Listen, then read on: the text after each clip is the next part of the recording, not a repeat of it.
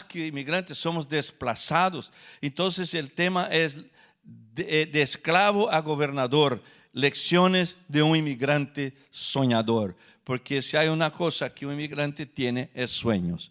El que deja de soñar, deja de vivir. Génesis 45, 4 a 8, vamos a leer todos juntos en nombre del Padre, del Hijo y del Espíritu Santo. Acercaos, todos juntos, no, entonces dijo José a sus hermanos, acercaos ahora a mí, y ellos se acercaron. Y él dijo, yo soy José vuestro hermano, el que vendisteis para Egipto. Ahora pues no os entristezcáis, ni os pese de haberme vendido acá, porque para preservación de vida me envió Dios delante de vosotros, pues ya ha habido 2 años de hambre en medio de la tierra, y aún quedan 5 años en los cuales ni habrá arada ni siega. Dios me envió delante de vosotros para preservaros posteridad sobre la tierra y para daros vida por medio de gran liberación. Así pues no me enviasteis acá vosotros, sino Dios, que me ha puesto por padre de Faraón y por señor de toda su casa y por gobernador en toda la tierra de Egipto. Amén. Entonces oramos. Señor Dios, una vez más, envía tu palabra, tu Espíritu Santo, que nos enseña, que nos revela, que nos inspira, que nos motiva, nos convence. En el nombre del Padre, del Hijo y del Espíritu Santo nos ponemos en tu presencia y oramos, Señor, e invocamos, Señor, la bendición del mensaje sobre la vida de cada uno, Dios. Siempre que ese mensaje llegue a la vida de cualquier persona que lo escuche, haya frutos, haya resultado, haya victoria, haya bendición. En el nombre de Jesús oramos y decimos amén. Amén. Gracias. Ahora sí, les invito a que tome su asiento. Bendito sea el nombre del Señor. Nosotros estudiamos domingo pasado que José nació en una familia muy conflictiva y rota. Una familia polígama. Una familia con 4 mujeres. Entonces José es muy semejante a ser hijo de un padre que vino de 3 divorcios y ya está en el 4º matrimonio. Y entonces por eso él tenía 11 hermanos o hermanastros de 4 mujeres distintas. Huérfano de madre a los 6, a los 7 años cuando falleció su mamá por el nacimiento, el parto de su hermanito Benjamín. Y todo eso, imagínense una casa así. Ahora hay una asociación muy fuerte, muy poderosa, principalmente en los últimos 4 años, en que se llama No te metas con mis hijos. Hashtag No te metas con mis hijos. Y es para combatir toda la agenda ideológica que se llama agenda woke, agenda de ideología de género, que de repente se junta el gobierno para decir que ellos van a decidir lo que es mejor para los hijos y no los padres. Y antes era a partir de 18 años, lo bajaron a 14 y ahora en esta última ¿cómo dice? Gestión de gobierno que se termina ahora. Eso fue terrible porque lo bajaron a 7 años de edad, la edad en que quita de los padres los derechos de influenciar los hijos, de decidir por los hijos y que los hijos lo decidan. Pero los hijos van a decidir conforme a la influencia de ellos, que ellos les van a dar como gobierno y también en las escuelas. Entonces millones de padres se pusieron desesperados. Y esa asociación, que era pequeña y muy tímida, se fortaleció. Antes había miles de personas, ahora hay millones, que se llaman No te metas con mis hijos. Y ahí Estoy diciendo eso porque aquí imagínense esas madres, esas mujeres peleándose entre ellas y diciendo: no te metas con mis hijos. Y también decían a uno de los 11: usted no te metas con mis hijos. Pero José estaba solo y abandonado porque él no tenía una mamá más que pudiera decir: hey, no te metas con mi Joselito, no te metas con mi José. No podía decirlo, no había nadie por él. Entonces quizás su papá, porque le amaba mucho a su mamá, es que empezó a ponerse de su lado, y ahí empieza otro problema que hablamos, que se llama favoritismo. No debería de existir favoritismo porque eso promueve heridas en la familia. Ok, entonces ahí José es el favorito y le da una túnica, ¿no es cierto? Una túnica especial, cara, de muchos colores. Solo a José, los hermanos no. Entonces ahí van los hermanos con sus ropas regulares, normales, y solo José tiene esa túnica. Y esa túnica dicen que es una túnica que solo usaba los sacerdotes. Los sacerdotes podrían tener esa túnica. Y ahí, entonces eso me llamó la atención, que en la Biblia, hermanas, hermanos, pongan atención a eso. En la Biblia, la manera como se viste para servir a Dios tiene que ver. La manera como uno se viste para venir a la iglesia tiene que ver. Si usted dice amén, es porque presioné el botón correcto.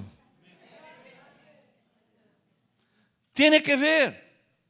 Ropas especiales para los servicios determinó Dios. Los sacerdotes, ropas muy especiales. No puede ser cualquier ropita, no puede ser cualquier traje. Hay pastores que Dios mira el interior se manifiesta en el exterior. Por eso, una de las primeras cosas que pasa cuando uno está viviendo una vida ahí depravada y perdida y endemoniada, y viene a la casa de Dios, o el Señor le alcanza y hay una conversión real, una de las primeras cosas que cambia a la mujer es su manera de vestir. Y una de las primeras cosas que cambia en la vida del hombre es su manera de vestir. Si antes no se bañaba, ahora se baña, se peina, se empieza a arreglar los dientes. Las mujeres también se cambia todo, y la gente nota la diferencia y dice: estás tan, pues te miras tan guapa, te miras tan simpático. ¿Qué ha pasado? Es que hay una nueva vida, hay una paz, un gozo en mi corazón, y Dios me hizo valorar y entendí que mi cuerpo tiene que ser presentado de manera muy honesta y decente, porque yo soy representante del reino de Dios y mi cuerpo es templo del Espíritu Santo. Pero volviendo a eso, entonces los levitas también tienen sus trajes especiales, los cantantes. Por eso es importante que se tome en cuenta el tipo de traje que uno viste para la casa de Dios. Principalmente se va a ministrar en el púlpito. Tenemos que tener esa conciencia. Porque yo entendí algo. Yo puedo venir así con una camisa así, ¿no? Bien amasado, sin planchar, o un pantalón raro ahí, roto también porque está de moda. Yo puedo venir con todo, pero ocurre que cuando yo me visto bien, eso indica no solo que respeto a Dios, que respeto al servicio, sino que respeto a mis oyentes. Yo sé que hay culturas así. Yo he observado las iglesias que están hechas para los jóvenes. Hay iglesias contemporáneas, iglesias diferentes, están hechas para los jóvenes. Aquí en Los Ángeles hay muchas de ellas, iglesias brasileras, iglesias hispanas, iglesias en inglés. Pero yo noto el siguiente, que la mayoría de esos jóvenes van bien vestidos. Se visten su ropa de su moda, pero una ropa, se visten de manera, se visten bien. Es decir, se nota que están poniendo su mejor traje. Quiero decirle algo, cada domingo es especial. Cada domingo conmemoramos la resurrección de Cristo y nuestra resurrección. Cada domingo debemos de venir con el mejor traje que tenemos para Dios, servirle a Dios, poner el mejor perfume y venir con la mejor de las actitudes, porque no venimos a celebrar hombres, venimos venimos a celebrar a Dios, venimos a servirle, venimos a adorarle. Por un lado, la iglesia no es un desfile de moda que uno viene a ostentar. Pero también hay gente que no ostenta vanidad, pero ostenta relajo por otro lado.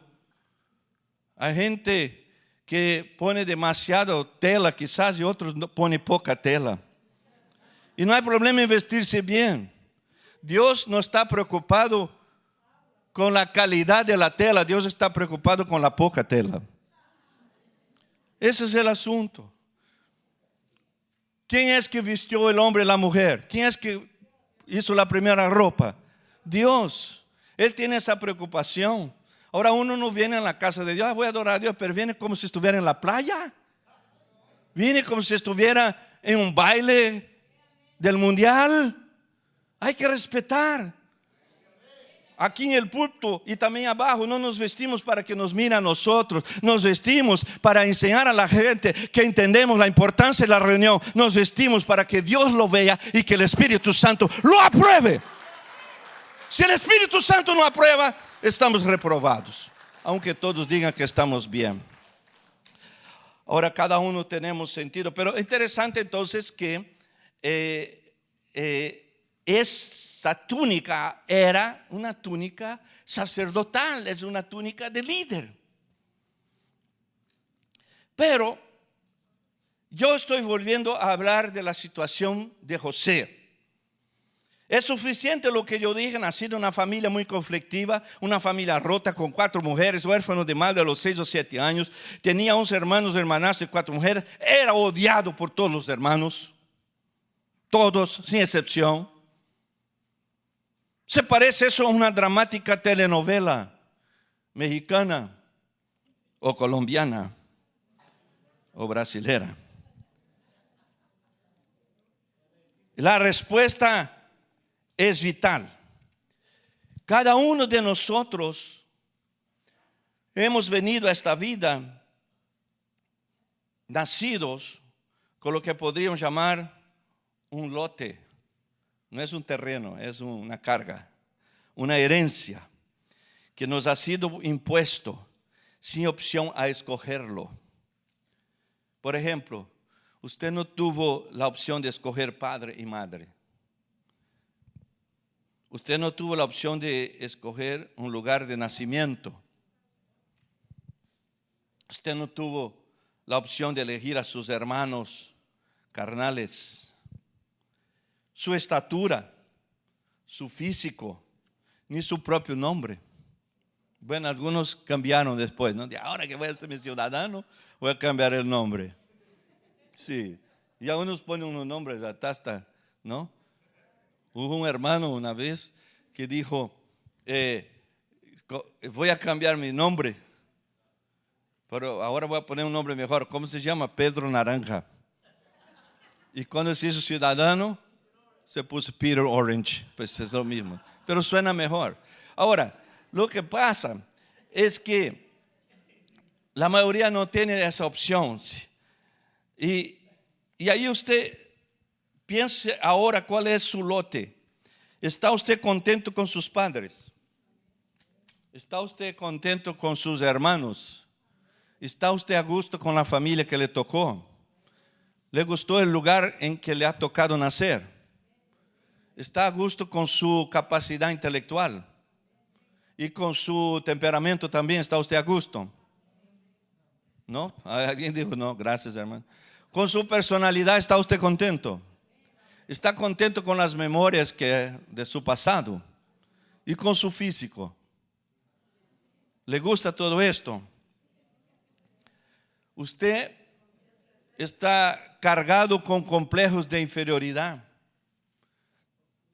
Sientes disminuido, impotente, porque tu familia es pobre y no te pudo dar una buena educación, o por tu color de piel, o sencillamente porque es hispano, o porque te consideras fea, o demasiado, bueno, no voy a decir otras calidades, o inmerecedor de la gracia de Dios. Usted piensa que no merece la gracia de Dios. o que tus padres no te aman, o que no sirves para nada. Pero yo vine a profetizar, yo vine a declarar esta mañana que Dios utiliza esta tarde, Dios utiliza esa historia de José para enseñarnos que Dios va a usarnos. Él va a bendecirnos, a conducirnos en victoria por la vida, no a pesar de estas cosas que heredamos, sino juntamente con estas cosas y a través de esas cosas, porque Dios tiene poder y propósito de coger esta su herencia, su pasado y transformarla en una obra de arte. Esa es la lección 1. Repita después de mí, entonces le invito, diga: Dios tiene poder de transformar mi pasado en una obra de arte.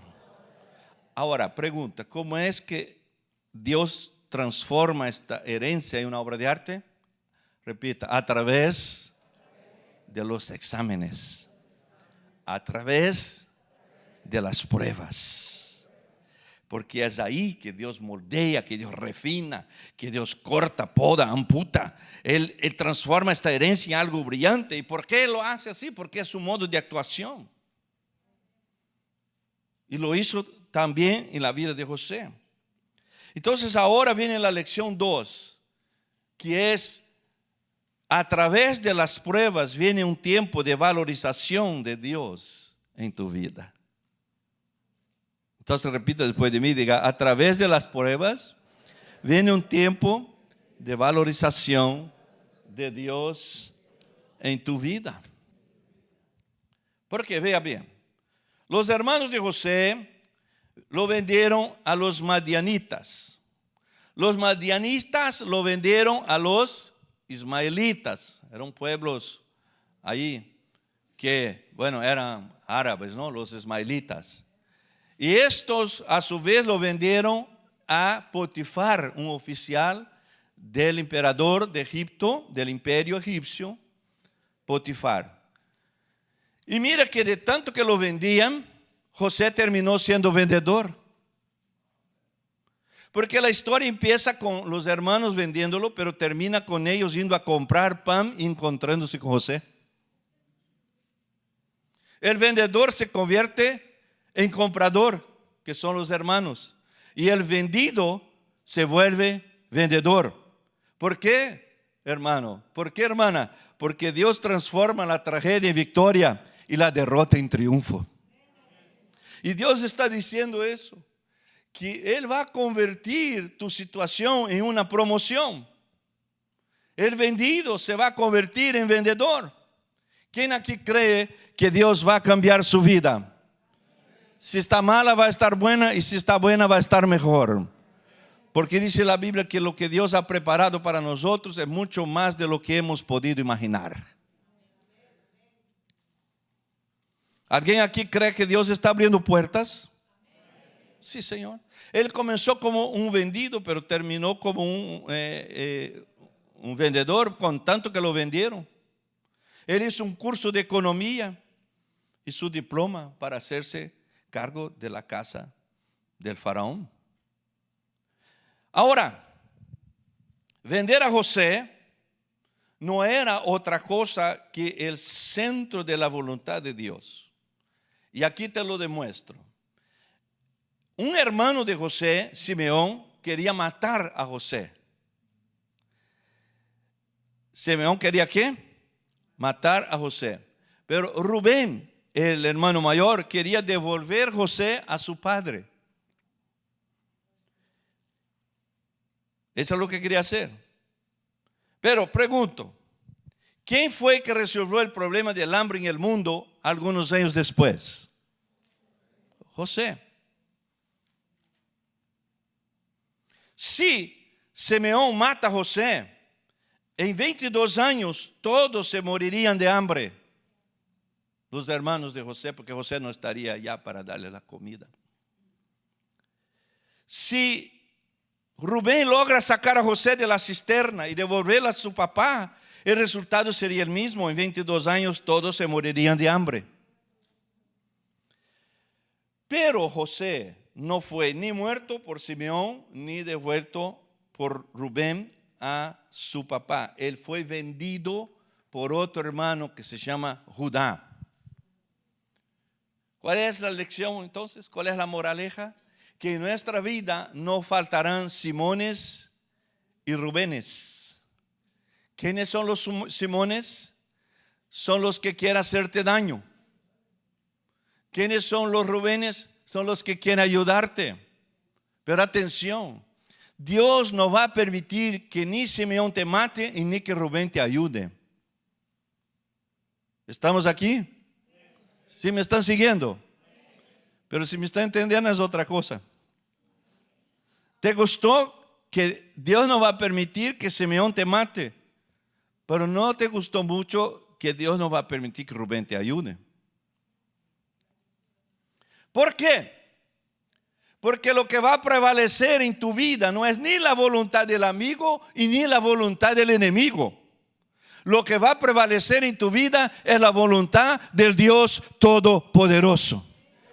Bendito sea su nombre.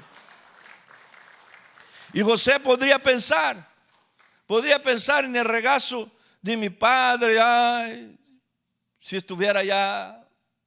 Pero por otro lado, no estoy en mi casa, no estoy con mi familia, no estoy en mi tierra. Pero por otro lado, yo podría estar muerto si no hubiera sido vendido como esclavo. Yo podría estar mejor, pero también podría estar peor. Y así que es la situación hoy. Tu salario podría ser mejor, pero también podría ser peor. El lugar donde estás viviendo podría ser mejor, ¿no es cierto? Pero también podría ser peor. Tu familia podría ser mejor, pero también podría ser peor. Otro día estaba escuchando una entrevista del hombre más rico del mundo y que esa semana se hizo más rico todavía después de las elecciones. ¿Quién sabe de quién estoy hablando? Elon Musk, el dueño de la Tesla, el de los cohetes que están por ahí, los SpaceX. Él es el hombre más rico. Él tiene una riqueza basada en más de 330 mil millones de dólares. Nunca hubo un rico tan rico en la historia de la humanidad. Pero en la entrevista, él estaba triste y casi en las lágrimas. Porque la agenda woke, que se llama, usted puede buscar en Google, esa agenda que tomó cuenta del occidente, de Estados Unidos, de Europa y también ha entrado, logrado algún éxito en nuestros países latinoamericanos. Esa agenda determina que uno no nace ni hombre ni mujer. Eso se llama ideología de género. Uno decide lo que él quiere ser. Por eso, cuando había entrevistas para las elecciones, una de las preguntas que se hicieron a los candidatos es una pregunta que nunca se hace. Defina lo que es una mujer. Porque querían que la candidata demócrata decía lo que ella siempre ha dicho, que una mujer es uno que quiere hacerlo. No tiene que ver con el género, no tiene que ver con la sexualidad, no tiene que ver con la biología.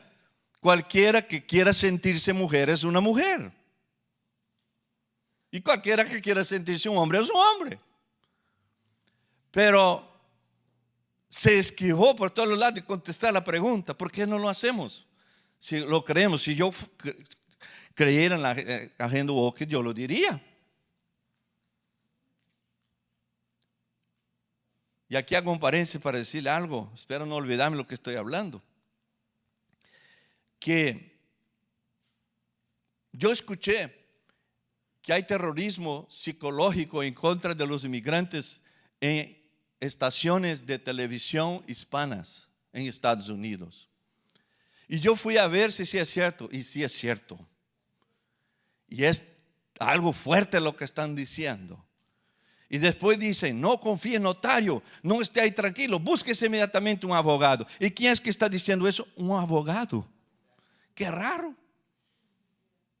Entonces, no es la mejor persona para decirlo porque tiene interés particular. Pero quiero decirle algo porque yo he escuchado, he visto en las redes sociales que hay muchos cristianos inmigrantes que no tienen papeles y que están literalmente desesperados. Está en pánico. ¿Y por qué pasó eso? Porque la mayoría, ahora ya sabemos, la mayoría de los hispanos en Estados Unidos votaron por el candidato republicano. Y la mayoría de los afroamericanos también. Y jóvenes como nunca antes votaron por ellos. Y había miles de pastores orando por esa elección. ¿Por qué?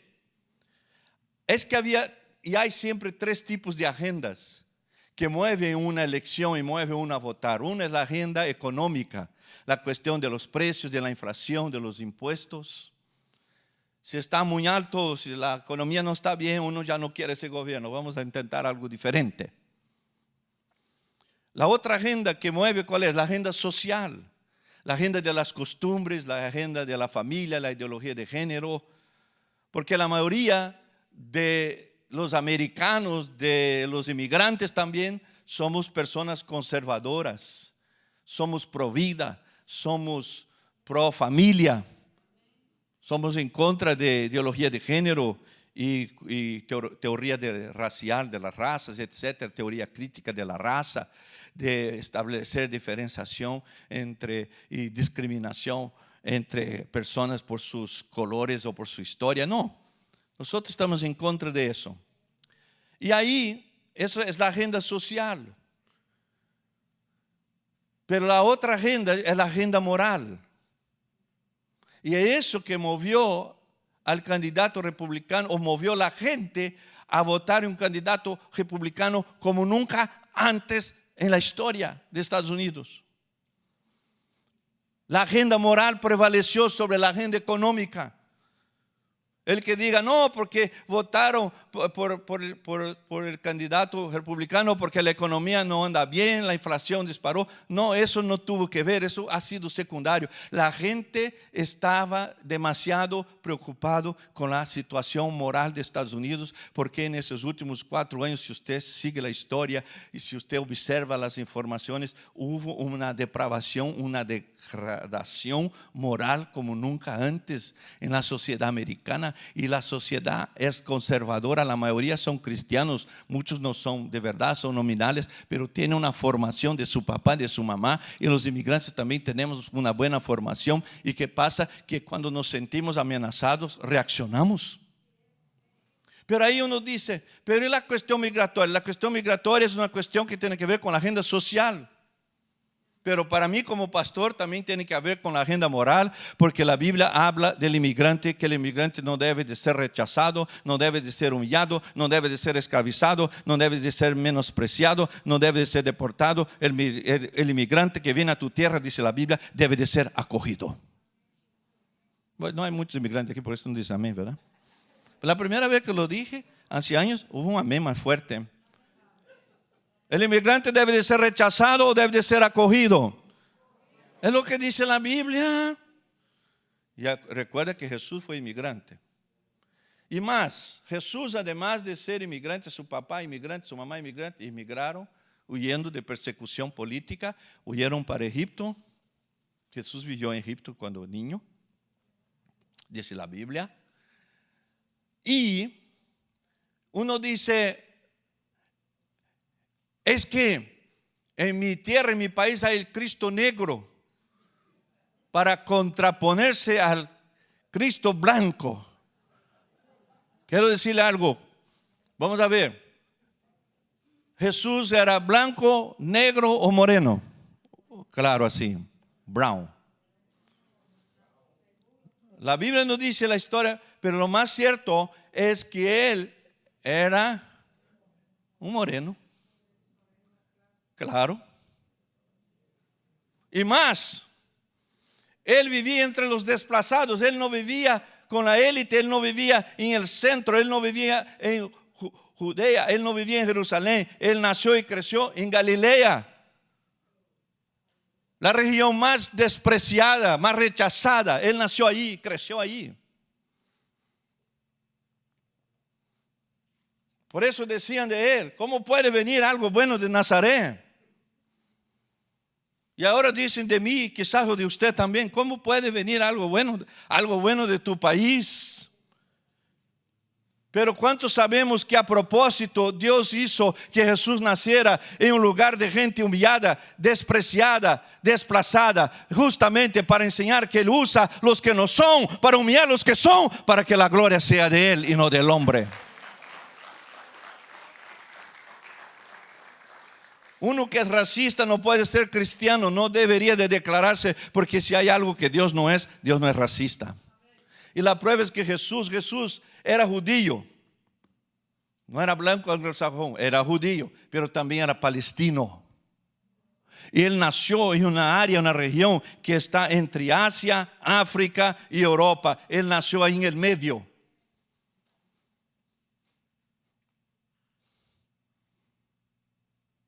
Y dice la Biblia: Él vino primeramente para los suyos, pero los suyos lo rechazaron. Y Él sabía que iban a rechazar. Y Él mismo quiso que rechazara. ¿Para qué? Para que Él pudiera ir más allá. Y Él dice que ahora en Cristo no hay blanco ni negro, ni judío ni negro, ni alto ni bajo, ni rico ni pobre. En el reino de Dios no hay ese tipo de separación, no hay barreras, no hay discriminación entre el reino de Dios, en la iglesia del Señor Jesucristo, en el cristianismo de Jesús. No hay ni hombre ni mujer, pero solamente los que han sido comprados y lavados y redimidos por la sangre del Cordero. Los que somos de Cristo, los que estamos en Cristo, somos de Dios. Él vino para todos. Pero ¿por qué estoy diciendo eso? Porque hay gente que está diciendo: ¿qué va a pasar ahora con mis sueños? ¿De qué sirve que hable usted del sueño de José? Yo la quiero saber del sueño de José, yo quiero saber de mis sueños. Qué vergüenza, hermanos. Y yo le pregunto: ¿quién es que te ha sostenido? ¿Quién es que te ha traído aquí? ¿Es Dios? ¿Quién es que te ha sostenido? ¿Es Dios? Tu sueño, tu presente y tu futuro depende de un político, depende de una agenda de ideología, una agenda ideológica. Nosotros estamos más allá de eso ya. Cálmate, relájate, echa tu ansiedad sobre Él. Lanza sobre Él tu inquietud, porque Él es que cuida. Y si Él te ha planeado que va a realizar tu sueño y es aquí, nadie te va a sacar de aquí.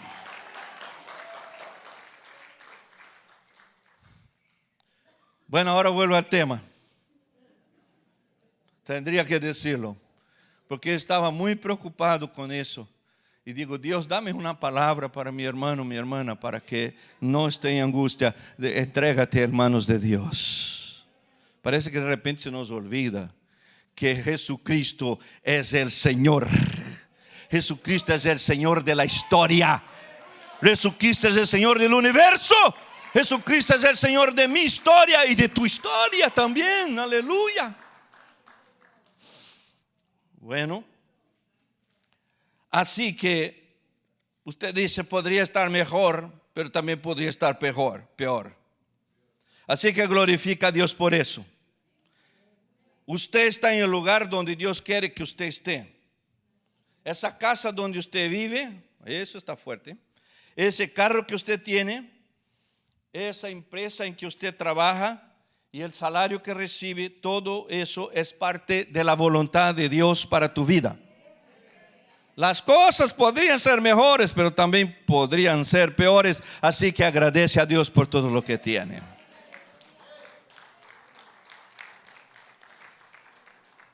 Ahora, mientras tanto, no dejamos de soñar.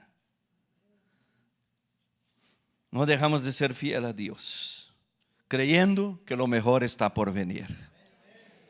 Y esa historia de José está extraordinariamente dividida en 4 etapas. O sea, del sueño al éxito, José pasó por 4 etapas o 4 casas. Yo voy a hablar de las 4 casas de José. Primero está la casa del padre, que voy a llamar la casa de los hermanos.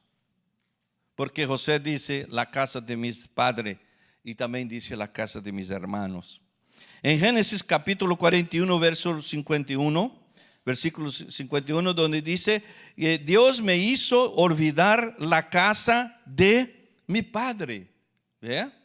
Entonces la primera casa es la casa del padre o la casa de los hermanos. Pero la segunda casa por la que pasó José está en Génesis 39, versículo 2, y se conoce como la casa de mi Señor o la casa de Potifar. La segunda casa de José, ¿cuál es? La casa de Potifar. Y desde ahí fue a una tercera casa, vino la troca de U-Haul y llevó la mudanza y fue a su tercera casa. A mejor era un carro de policía, ¿no?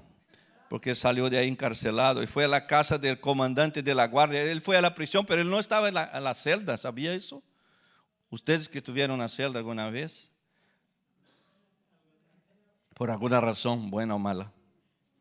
Pero él no estuvo en la casa. Dios tuvo misericordia de él y él fue a vivir en la casa del comandante de la guardia. Eso está en Génesis capítulo 40, versículo 3.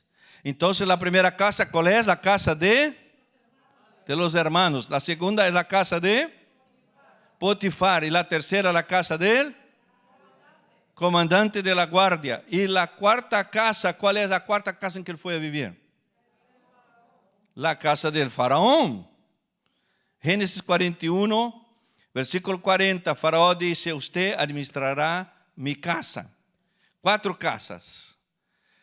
Ahora, atención, todo soñador, inmigrante o no, tiene que pasar por estas 4 casas. Y cada una de ellas dejará huellas en la vida de José. Cada una de ellas representa un hito en su vida. En su primera casa, que era la casa del padre también de sus hermanos, José fue ¿qué? Vendido. Lo vendieron. En la casa de Potifar no lo vendieron, sino que lo compraron. En la casa de la prisión, él fue promovido. Y en la casa de Faraón, él fue promovido. Entonces el problema aquí primero, ¿por qué él nos dice, Dios me hizo olvidar la casa de Potifar, donde sufrió una tremenda calumnia, acusado de estupro, de adulterio, etc.? ¿Por qué él no dice, Dios me hizo olvidar de la prisión? Él dice, Dios me hizo olvidar de la casa de mi padre. ¿Por qué? Porque es ahí donde él fue vendido por sus hermanos. El problema no es solo vender, es quién lo vendió. Es decir, lo que duele no es lo que te hacen, sino quién lo hace. Porque las personas que tienen más potencial de herirnos son las personas más cercanas a nosotros. Las personas que tienen más poder de herirnos son las personas a las cuales más amamos. Y José amaba a sus hermanos. ¿Cuál fue la razón por la que vendieron a José? ¿Alguien puede decirme? ¿Por envidia? ¿Porque por su túnica? ¿Por sus sueños? ¿Porque su papá lo amaba más que a los demás hijos? ¿Por el favoritismo de su papá? Pero dice la Biblia que antes de todo eso que ustedes mencionaron, ya los hermanos le odiaban. Pero dice que hubo un momento en que ellos lo pasaron a odiar todavía más. Y no fue por los sueños, sino que fue porque, capítulo 37, versículo 8, los hermanos de José lo vendieron porque interpretaron el sueño mal. No entendieron el sueño. El problema no fue la túnica ni el sueño. El problema fue la interpretación que dieron al sueño. ¿Cuál fue la interpretación? El versículo 8 del capítulo 37 dice: reinarás sobre nosotros y que realmente nos dominarás. No, vamos a venderlo a Egipto.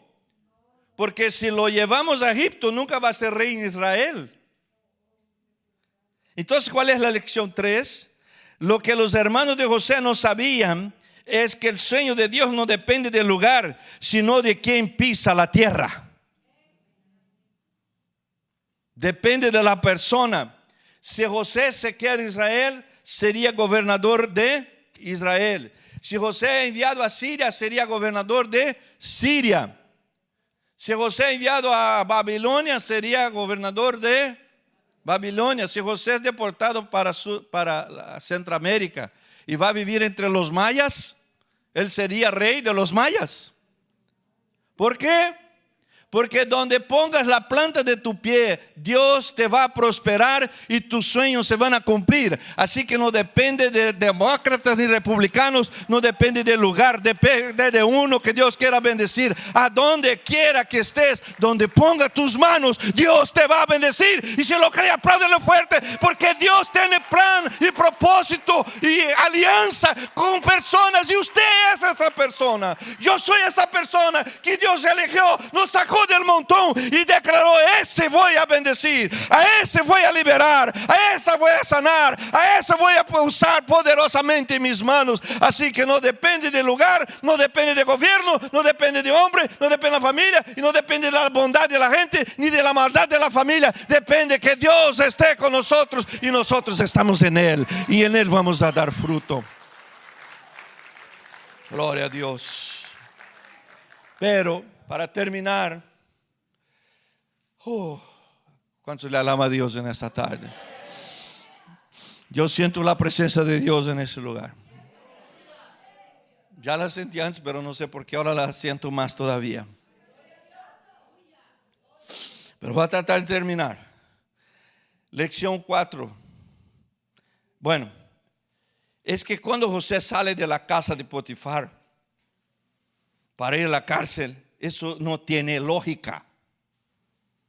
Porque si él ya estuvo en la prueba de ser tirado de una cisterna, casi lo mataron, vendido por sus hermanos, esclavo, ¿qué más? Ya no es suficiente, Señor. Después, cuando va mejorando, finalmente llega el tiempo de la bendición, de la victoria. Ahora soy el mayordomo, el gerente, no sé cómo se dice el título de uno que administra una casa, ¿cómo se llama?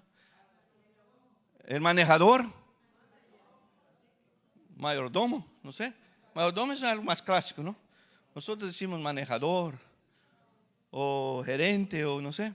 Pero él estaba ahí en esa mansión con el mero de los ministros del faraón. No, ahí tampoco, no vamos a rebajarlo. No, es cierto. También podría ser, pero buscamos algo así más noble. Capataz, como que el administrador. ¿Quién dijo administrador? Administrador. Él era el administrador. Además de todo eso. Entonces, ¿qué pensaba José? ¿Y qué pensaría yo y usted? Se acabó la prueba. Ahora de aquí para adelante, para atrás ni para peinarse ni para tomar impulso, no, de aquí para adelante, gloria a Dios. Ahora sí el Señor me restauró, el Señor me honró, el Señor me levantó, ahora el Señor contestó mi oración, y de aquí para mejor. Pero de repente se desinfla todo el proyecto, porque de la casa de Potifar, ¿para dónde fue él? Para la cárcel.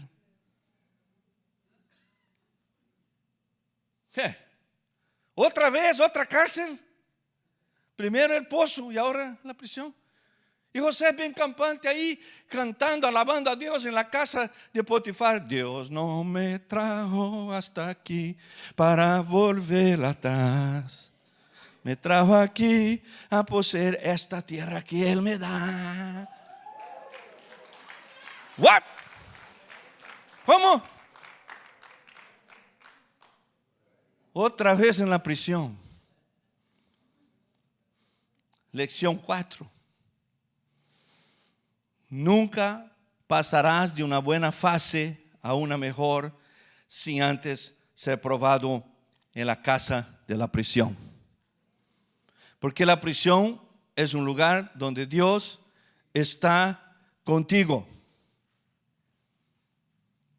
Y más,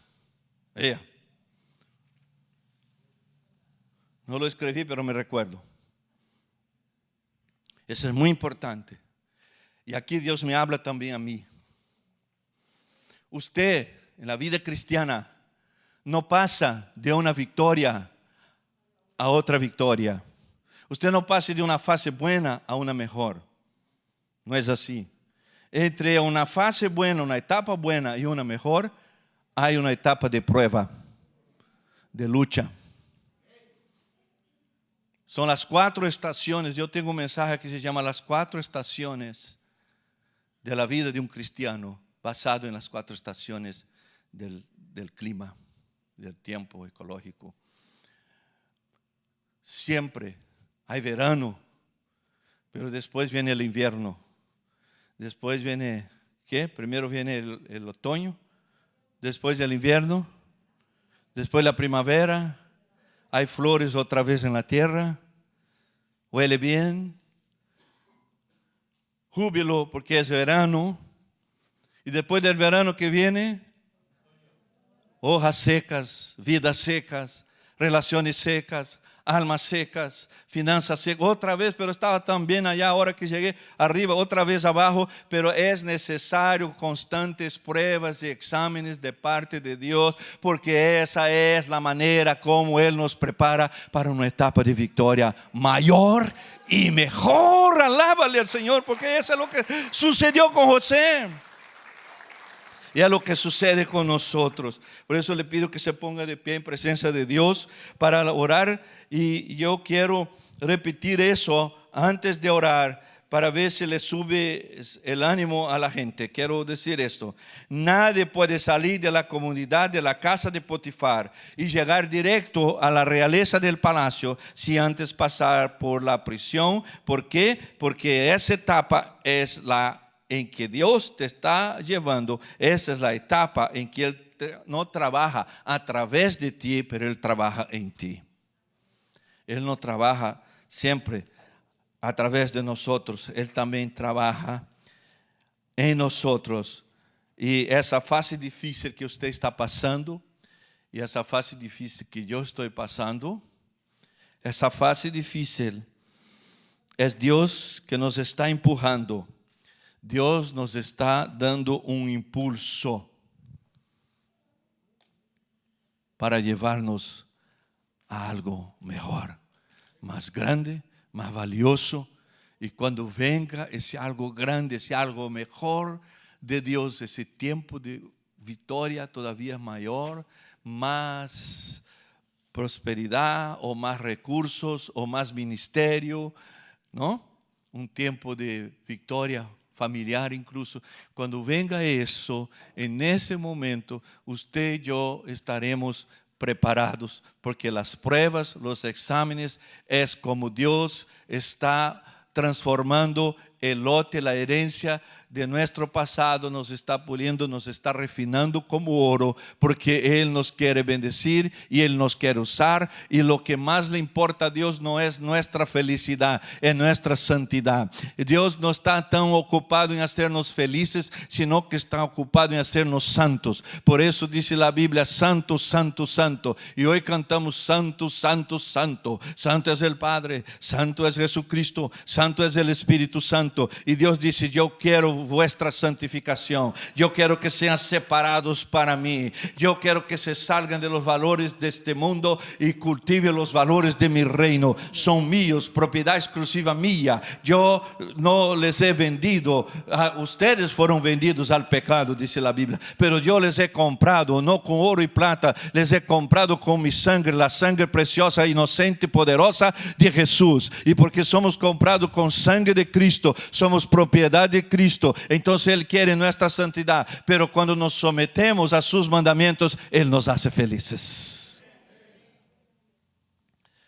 Vamos a orar. Yo quiero orar con usted, inmigrante o no inmigrante, usted no desista de tus sueños. No se deje deprimir o entre en pánico por la circunstancia. No, es pecado dejarse uno llevar por circunstancias, hermano. Es pecado, hermano. ¿Qué canciones tenemos ahora?